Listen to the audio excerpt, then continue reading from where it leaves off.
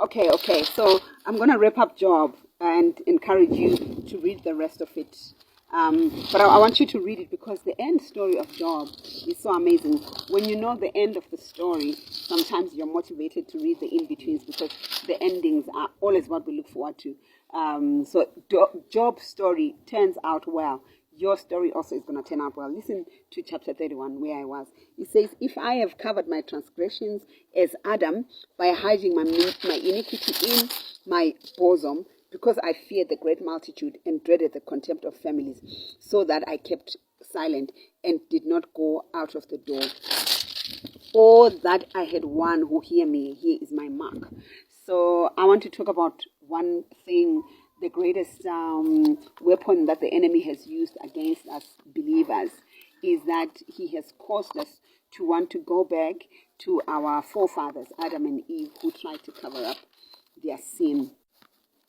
I tell you, you'll be safer when you don't cover up your sin. Let me tell you a story. So I'm going to say it quickly. So this young man is playing outside at his grandparents' farm. As he's playing with the catapult, he hits a chicken and it dies. And then he looks around, like we always do. All of us do that. He looks around and he digs a hole and he buries that chicken. And he's quiet. In the evening when they're having dinner, the sister comes up to him and she says to him, give me your meat. And he says, no, why should I give you my meat? And says, oh, well, I saw you killed the chicken. He's panicking. And then so what does he do? He takes a piece of meat and he gives it to the sister. And the grandma says, why are you giving her your meat? You love meat and I made it your way.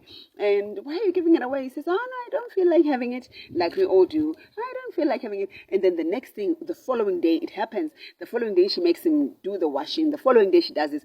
And on the, like by day 7, God decides, okay, I'm going to make his favorite meal. The meal is made. This young man thinks, no ways, I am not going to miss out. Let me tell you, you can't allow the enemy to rob you of what belongs to you because you are harboring and hiding sin.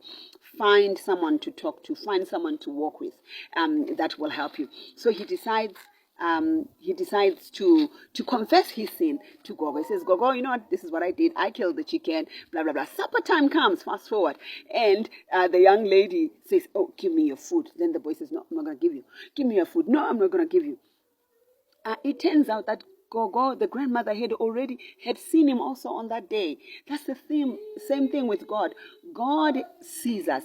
God has seen us doing whatever we're doing, what we thought we're doing in the dark. The same way we say to people, oh, God is seeing what you're doing. He is also seeing what you and I are doing. So Job says, I did not cover my sin.